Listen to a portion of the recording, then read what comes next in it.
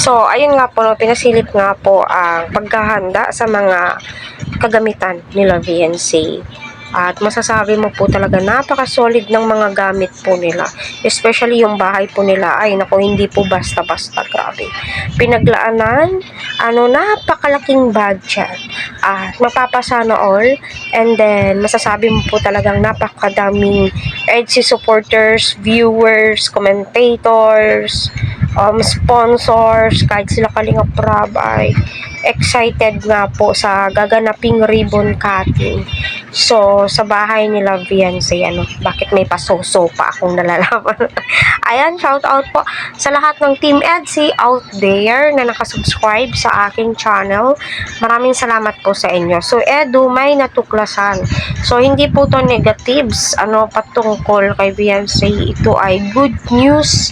At masasabi mo po talagang thankful po sila sa lahat ng bagay. Mamaterial man, financial man, lahat ng aspeto ng blessings na natatanggap po nila is super blessed po talaga nila. No? Kaya patuloy po natin suportahan sila Kalingap Rab, Kuya Val at ang buong team. Please wag po natin skip ang kanilang ads para sa ganoon ay marami pa pong kababayan po natin ang kanilang malingap and syempre ang kanilang matulungan.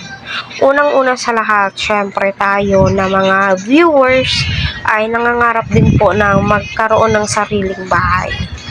At nakikita po natin yung kalagayan nila VNC noon at before and after, masasabi mo po talaga ang layo na ng diferensya. Kahit na napakalayo ng diferensya, still napaka-humble po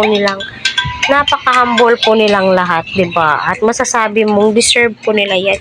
So ang natuklasan naman po ni Edu, ang binigay nga po na blessings ng mga EDSI supporters abroad ay sinisave na po ni VNC for emergency para sa kanilang future. So kita naman po natin napakaraping ampaw, ngunit hindi po binawaldas ni VNC, bagkos nililikom po niya.